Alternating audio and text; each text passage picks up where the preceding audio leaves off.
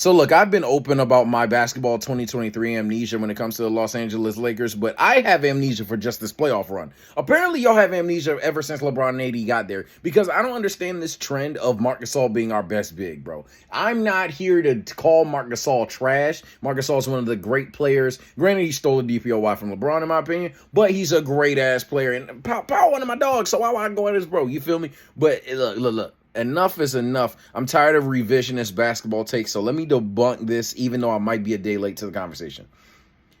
To argue that Marc Gasol was the biggest or best center that we've had in the LeBron AD era is so mind-numbingly, dare I say, outside of the box of a take that you could possibly have. And here's why. A lot of people will gaslight me for being a Lakers fan in terms of any bias I have for them. So maybe this will give me credibility in return, or at least I hope so.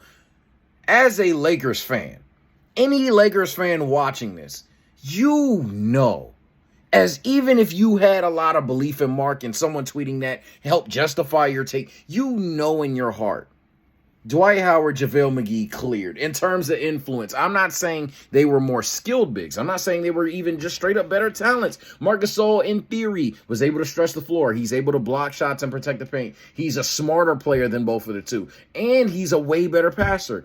However, when it came to playing with LeBron James and Anthony Davis, half of what I just mentioned did not matter. It just didn't. Like, we were taking the ball out of LeBron's hands for what, Marc Gasol post passes, for Jokic minus level plays, bro. It just wasn't a thing. And I get y'all just started watching Nikola Jokic last week, but I promise you, not every skilled big man just clears all physical ones. We'll talk about the physicality in a second. So the passing is one of the key attributes that just did not matter, even though obviously Marc Gasol was a good passer, even at that point in his career. Same thing with the jump shot, bro. Teams were willing to, all right, look, you're going to have Marc Gasol stretch the floor for like 2 threes? Cool, he's worth that. But teams ended up saying, you know what? Shoot 8.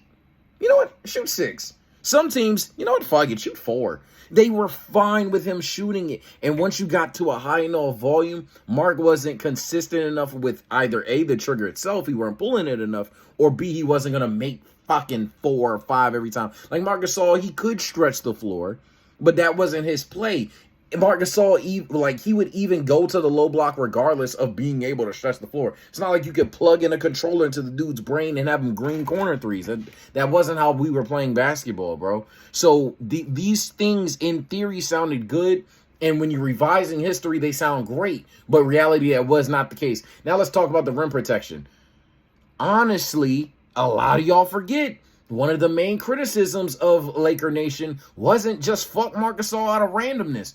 The nigga couldn't move. I'm not, again, prime Mark is him. If Mark somehow sees this, I'm not saying that you're just trash. But dog, it is what it is. His lateral movement was not like that. He was getting targeted. Now, I know a lot of you are going to be like, wait, didn't McGee get benched? Yes, McGee got benched. However, McGee was a bigger plus for us than Marc Gasol was for us when they weren't getting targeted to the point where either couldn't be played. Now let's talk about how McGee and Dwight were positives. Starting off with JaVale McGee, since I just talked about him just now. JaVale McGee would take a guy like Jokic even. Obviously, Jokic is a different animal now. Probably not happening now. But he would take a Jokic in 2020 and quite literally pure vert. No running start, no lob, no extra shit. Just pure vert, dunking on his head. Just putbacks right on this motherfucking head top. Right, like lobs right on his head top. Like pure vert and muscle to this motherfucker. Like it was insane. He bullied Nurkic, dog. Like it was nasty. We were a top 3 defense.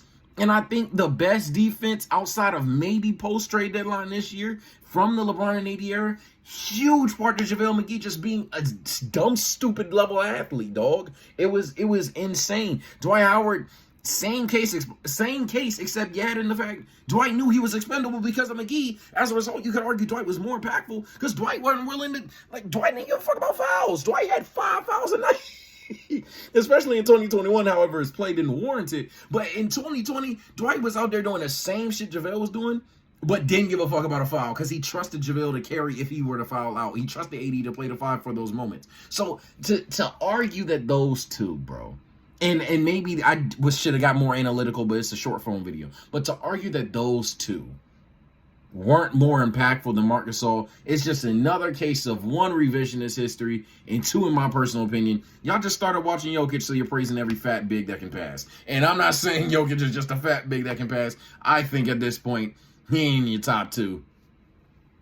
But that's just me. Y'all comment below if you do think Marc Gasol was our best big. Spoiler alert, a Laker fan's going to check you and tell you that he was not. He was good for us. I think if we were healthy, there could have been a run where, hell, he might have been great for us. But if the take is simply the best big of the LeBron AD era, incorrect. Especially if you're going to take out best and add most impactful. That's just not true at all.